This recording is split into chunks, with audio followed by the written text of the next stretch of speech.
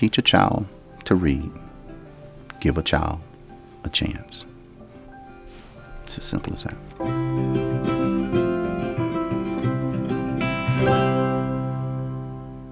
Hey, it's Tony with Teach a Kid to Read, and today I'm with Jeff. And Jeff is from Camino Island, Washington. Hello, Jeff. Tell me a little bit about where you live. Well, like you said, I live on Camino Island, Washington, which is part of the San Juans, technically. There's a lot of islands up here. And the great thing about Camino is you don't have to take a ferry. There's a bridge to it. So some people say, well, then you're not really an island. But as far as I'm concerned, it's great not to have to take a ferry. So it's just north of Seattle. As a crow flies, it's not very far from Seattle. But big town, small town? It's not really a town. There is no town on the island. The nearest town on the mainland is Stanwood. And but Camino is just Camino. It's just a rural community.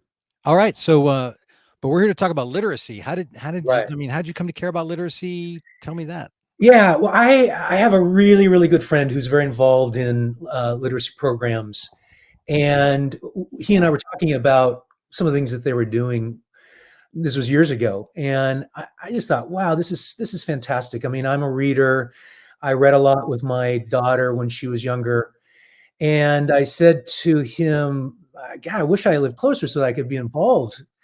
And he said, well, don't you have a school nearby? And I said, well, yeah, as a matter of fact, just up the road, there's a great school. So I called him up and made an appointment with their volunteer coordinator. And before I knew it, I was reading with a wonderful third grade teacher and just had a ball. I really enjoyed it.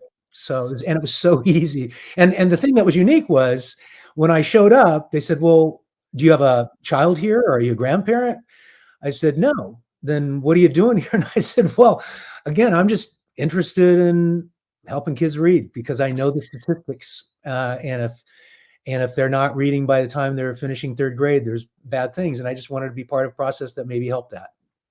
Okay. So I'm a little confused on the details. So most people get recruited to read and then they show up, and those people who want to read, normally they go to like a literacy organization, has all the systems set up to make it super easy. But is there no literacy program near you? No, I mean, there might be. I don't know about it. The thing that was great for me, I really was fortunate because of what I wanted to do, they put me in a third grade class, and I think they put it out there to their teachers and third grade teachers, and I got paired with this teacher who just couldn't wait to have just somebody volunteering and working with. That's great. And so she put together a program. Basically, I mean, teachers know where their kids are at. And Right. So she would put me with the readers that were struggling. And all I did was I just listened to them read. That was it. It was dead easy.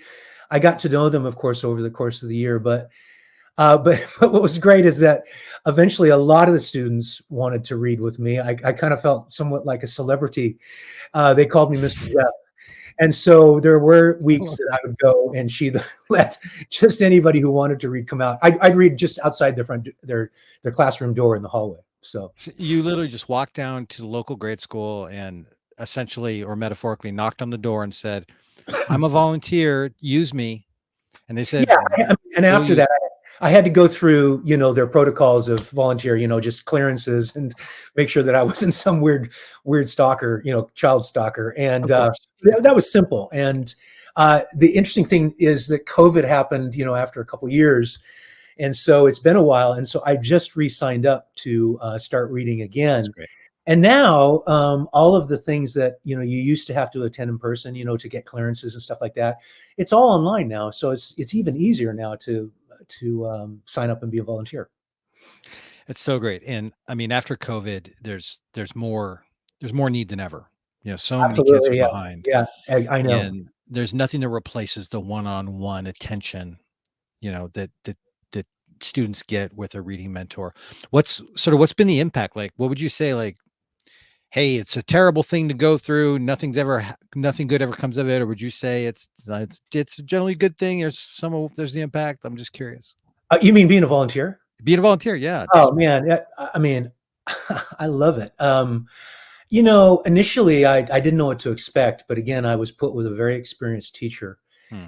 And I remember after about 2 weeks or so working with some of these kids that she put me with, and I said to her after one of the sessions, and the kids were obviously not there. I said, "Man, some of these kids are really, really behind." Hmm. And I said, "Well, what are we going to do?" And she said, "Well, Jeff, we got a whole year."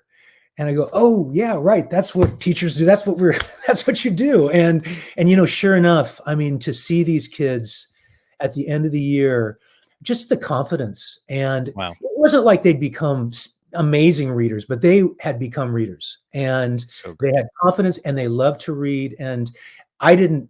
All I did was I was just there, and I just listened to them, and I got to know them, and I supported them and encouraged them. That's all I did. Love it. Everybody, that's Jeff. He's a DIY literacy program creator in his little island there. And I'm Tony, and this is Teach a Kid to Read.